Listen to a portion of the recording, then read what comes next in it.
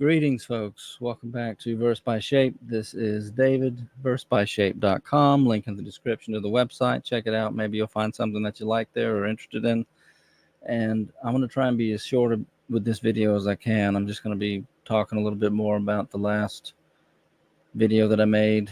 I want to talk a little bit more about the rollout of the medical intervention, the jab, Donald Trump, Kamala Harris, the election, and where all these things kind of meet up in my mind, and how I've had a hard time articulating how I think and how I feel about what's going on in this country and the world, and a topic that people need to be talking about, but they're not. I'm going to kill the camera. I like to keep this under 10 minutes, but there's no way I can share the video I want to show you in just a minute and do that. So we'll just try and keep it under half an hour, but I'll be as to the point as I can. Let me share a screen with you. What you're about to see is some Google search results for excess deaths from the vaccine.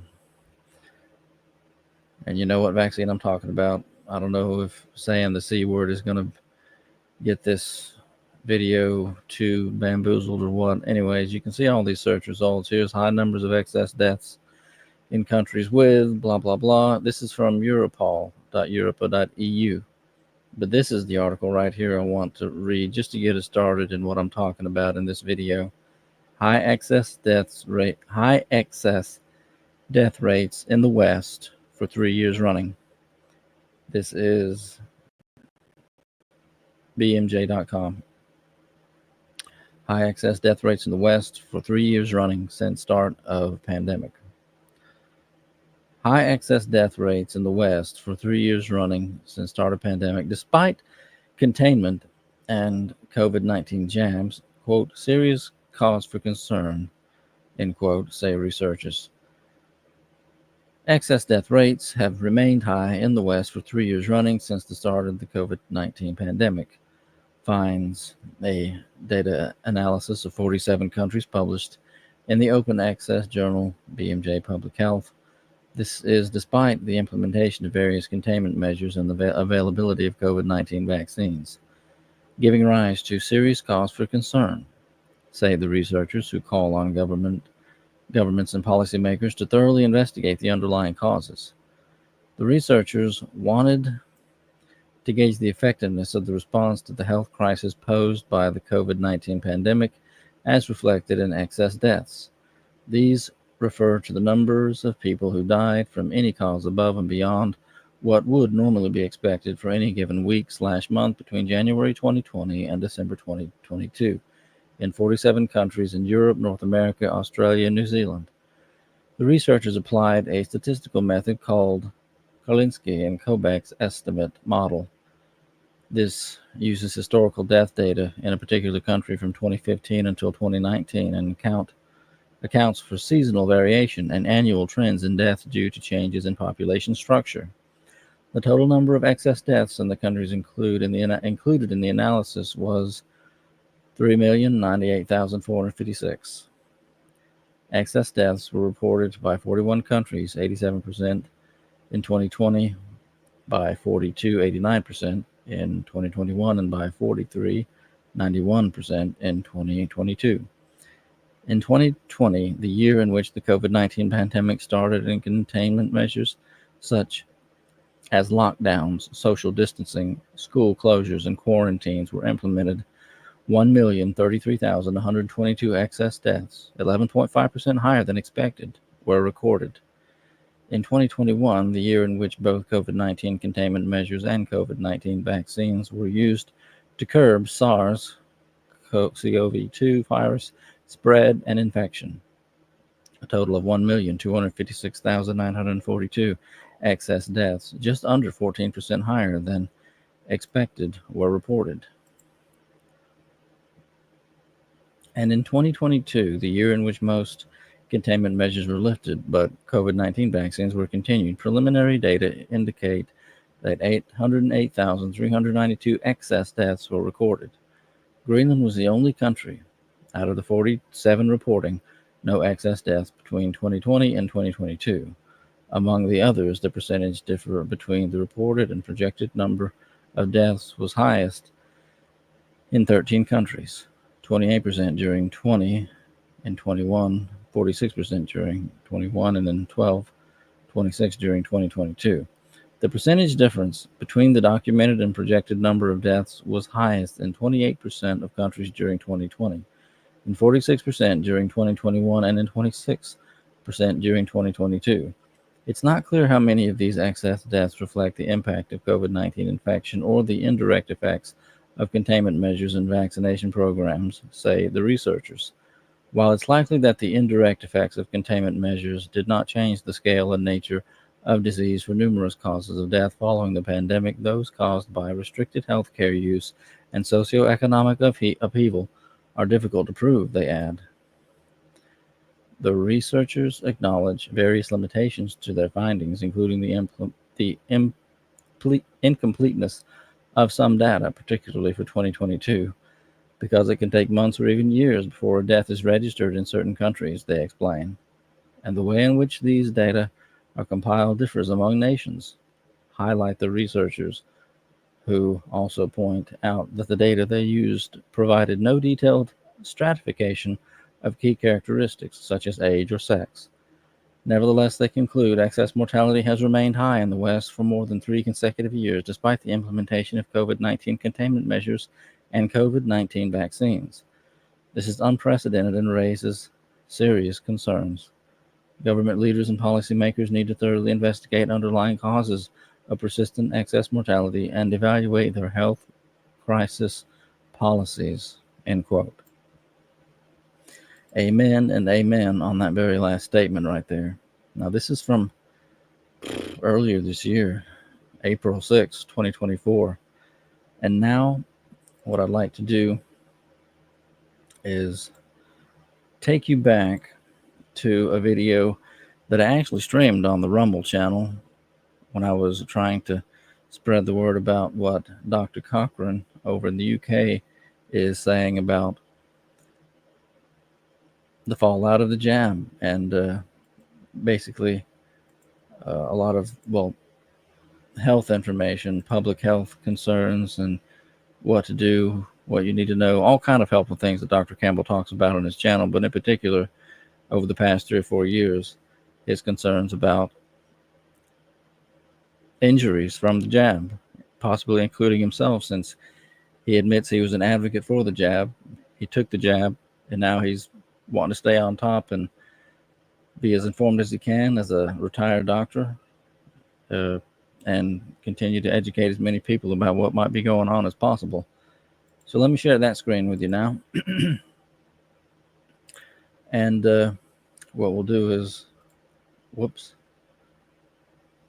got to make sure it gets. We're going to go to the video titled White Clots Common. This is from, I believe, the first time when Dr. Cochran interviewed retired Air Force Major Tom Haviland. Again, you can check this out for yourself on Dr. Campbell's YouTube channel. The title of the video is White Clots Common. It has over 2 million views, and that is at least encouraging. Let's go to a full screen, and I've stopped it where I'm gonna start it here in just a second. There's about 10 minutes of it to go, and I guess I'll try and cut in a little bit for the sake of cutting in. Maybe YouTube won't copyright too much of what I'm doing here, or Dr. Campbell. I'm just trying to pass this information along. And as you can see from the title of this video, the thing that's been on my mind for quite a little while is something related to the decision we've got to make here very shortly in the election, who we want to vote for. And when it comes to this particular subject, there is nobody who's talking about it. Kamala Harris isn't talking about the medical intervention rollout back in 2021, the jab. They just mandated it and locked people down and threatened to fire people who wouldn't take the jab. Donald Trump has said on more than one occasion that the vaccine didn't hurt anybody at all. And this is, I believe, one of the great failures of having a alpha as your leader. ideally, people want that so they know exactly who to follow, who's charismatic, and who's going to really insist on that status and lead the way. And yet, when the alpha goes wrong, as Donald Trump did in the final year of his presidency, you're just going to be stuck like we are. For now, we're just stuck in a world of hurt because he doesn't understand the great error that he committed in getting rolled the way he did with the jab, with the shutdowns, 2 weeks to curb the spread and all the rest of the nonsense that happened. And the excess deaths, as Major Tom is going to talk about the numbers, if there's 300,000 just in the USA, 300,000 additional deaths than were expected by just the natural course of things, that's a big number, even though you don't really notice it on the ground floor where we all operate just in our day-to-day lives. Maybe you know a cousin, or maybe you had an uncle, aunt, maybe your whole family took the jab, and maybe everybody seems to be doing okay, and yet you know of maybe one person or two person, or you know somebody who knows somebody. I'm definitely in that case. I didn't take the jab, but I have very strong suspicion that multiple people in my family and friends have suffered. One in particular, I believe, who did have a pre-existing condition. I do believe when he was hospitalized that the effects of what the jab did to him is what helped finish him off. I don't want to talk about him. I just believe that's what's happened. And wouldn't you know, he was cremated the way so many people are opting for cremation, so that there's no chance of looking into things the way that Major Tom here is, in terms of trying to find out what may have been a particular pathology, what might have been a particular cause, rather than just the natural, unfortunate deaths that people just assume are happening. You wouldn't notice, and he's going to make this point when I actually finally play this video in just a second, you wouldn't know this many excess deaths were occurring just in your day-to-day lives. But when you look at it at the end of the year and you tally up all the numbers, it's like, wow, lots more people are dying than you realize. Let me hit play and hear what Major Tom has to say. Products Advisory Committee on the 26th of January of last year, 2023. I actually asked to speak at that meeting. They had an hour set aside for oral presentations, but there was 20 speakers allowed, and there was a lottery ensued, and I didn't get a chance to speak. But I did submit my information in a written format last year, John, and I got a tracking number from the FDA, but throughout the entire year of all last year, I never heard once from the FDA nor the CDC. So, I'm not holding my breath, but as soon as I had the results for this survey done on the 8th of January, the very next day on the 9th of January, I packed up all my results, including the presentation that I just showed you, and also all the SurveyMonkey data. And I had all the files I used to collect the data, sent that off to the FDA, CDC, and NIH again this year, and hopes that they will do something. Because, I, as a retired Air Force major, I shouldn't have to do this, right? This is their job to do. They should be investigating this and seeing if there's any possible link between the medical intervention and this unusual clotting that we've been seeing going on for the last 3 years. Please watch this entire interview, because it more so, this interview between Dr. Campbell and Major Tom, more so than any other, is what really floored me and just put things in my mind relating to what's going on out there and the fallout from the jab and the consequences on those whose immune systems have been so altered and just brutalized by it. If you go to Dr. Campbell's channel and you only watch one video just to check him out, I would say watch this one, please. It's White Clots Common. That's the name of this video on Dr. Campbell's channel. So I think it's just a shame that they haven't done it. And of course, you to some extent, despite the difficulties you've identified, are able to say how many white clots there are. But of course, you can't put the other variable on that with the amount of vaccines and the time since vaccines, but they can. They can do that. They have that data. Correct. They won't share it with anybody publicly. Ever wondered why silver was more important than gold for the pioneers and their survival? Ever wonder what the Just quite incredible. I mean, this is a completely new pathology. Yeah. It's only been identified by people like yourself by talking to embalmers. It's just And just some background on this, just in case it's totally new. Maybe something about this is totally new to somebody watching my video, or even thinking about negative consequences to people's health, injuries from the jab, the vaccine. The whole point of this video of Dr. Campbell interviewing Major Tom was to talk about the white fibrous clots that different embalmers from the US and even around the world were finding in the corpses of the people that they were embalming after they died, when it was time for the embalmer to flush out the circulatory system and get the body ready for burial, or maybe for cremation, whichever was the case. Whatever they do, they were finding these clots that they had never seen before the year 2021, when the jab was rolled out. It was a totally new thing, and it was freaking some people out. A lot of them didn't know what to make of it, but it just kept happening. And so they started sharing photos with each other of what they were seeing and what they were finding, and talking with doctors. But it's not being talked about a whole lot on official channels for obvious implications. For obvious reasons, if the vaccine is what's causing it, as it very obviously is, then that means a very terrible mistake was made by the powers that be, by pharmaceutical whatnot, by the government, by Donald Trump, for rolling out Operation Warp Speed to begin with. A horrible error was made. absolutely staggering that this would be happening. Now, there are a few, like I said earlier, some of the embalmers are actually funeral directors themselves. They're a funeral director, and they do their own embalming. Well, one of the ones that's in the Died Suddenly movie, she is in that role. So she gets a chance to communicate with the families of the deceased. And she says that every time she finds the white fibrous clots, she'll go and ask the family of the deceased, did your loved one get the medical intervention? And she says 100% of the time, John, without fail, the answer is yes. So I know that's just anecdotal, one person, but it is kind of a stunning thing to discover. So that anecdotal report should be is an operational hypothesis that should be tested, because the FDA and the CDC and the regulatory agencies in my country, they have this data.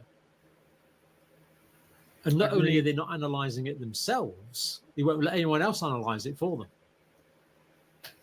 I totally agree. And, here's the problem, John. If the mRNA technology with the lipid nanoparticle delivery system is responsible, and I'm not saying if, I'm not sure, like I said, correlation is not necessarily causation, but if it is responsible for all this unusual blood clotting we're seeing, as well as things like turbo cancers, miscarriages, heart failure, neural damage, myocarditis, all these things, if it is, we've got a problem, because Big Pharma is getting ready to unleash a whole bunch of mRNA-based shots next year. Starting, they want to do the flu shot, the RSV shot, the shingles shot. Moderna has about 40 of these mRNA-based shots in the pipeline over the next few years to push out on the world. So I am actually calling for a moratorium. I think that we need to do more of an investigation to check and make sure that these medical interventions, that this technology is indeed safe, before we decide that we're going to pump it into, not just hundreds of millions, but even billions of people around the planet. I too call for a moratorium, because we've got enough data now to raise significant questions that absolutely must be answered. In my country, I think it's Harwell Science Park in Oxford, a new plant to generate 250 million doses of Moderna mRNA.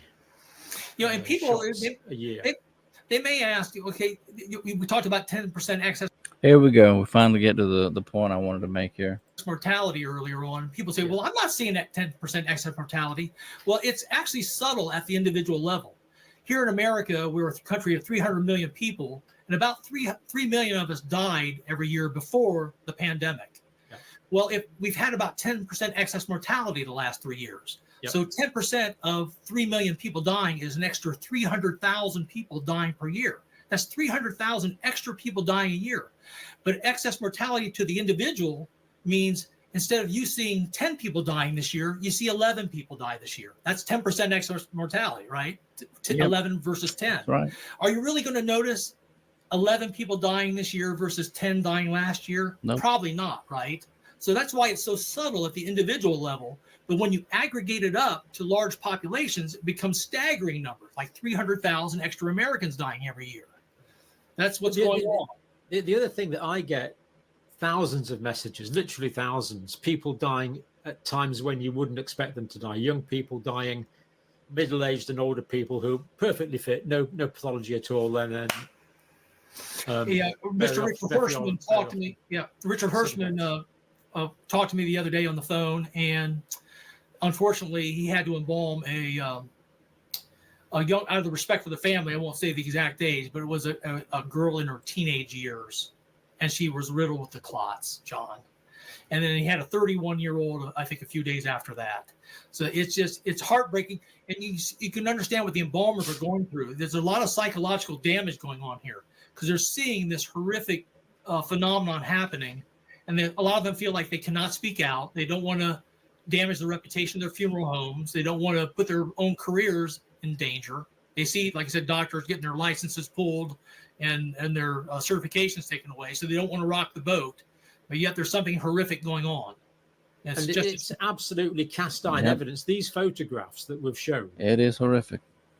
It is incontrovertible. The evidence is there, and yet it's being ignored. That's what convinced me. I mean, I've heard about this, and I saw these photos you put together, Tom. I thought, this just a minute. This is absolutely 100% physical, 100% real. These came out of dead people's circulatory systems, and I believe it's what killed them. Well, I wasn't sure when I started the survey. I watched that Died Suddenly movie, and 6 or 7 embalmers in that movie said they were seeing these clots, and I thought it might have been a bunch of kooks. So I did the survey not knowing what kind of results I was going to get. When I got the results of my first survey and I saw, my goodness, 70% of the embalmers are seeing this phenomenon, and they're seeing it in like 30% of their corpses, now 20% of their corpses. It was mind-blowing to me. It's just spectacular in an awful way. Quite incredible. What I'd like to do, Tom, I'll do a quick video where we just show some of those photos, if that's all right. Then play this whole thing if people want more detail. And well, thank you for what you've done. It's just a really impressive piece of citizen science, but by someone with the mathematical and statistical data analytical skills to do it in such a convincing way. Well, my hope is that I don't have to do it next year. I'm hoping that the FDA and CDC will get off their rear ends and do it themselves and give us some good data, because they really should be doing that. They're the professionals, not me. I just took it upon myself. I retired. I had the time to do it. I was glad to. And I was curious too, John. I wanted to know the answer to the question. I've got family members who've taken the medical intervention, and I want to know if they're in danger. And we simply don't know the time scale.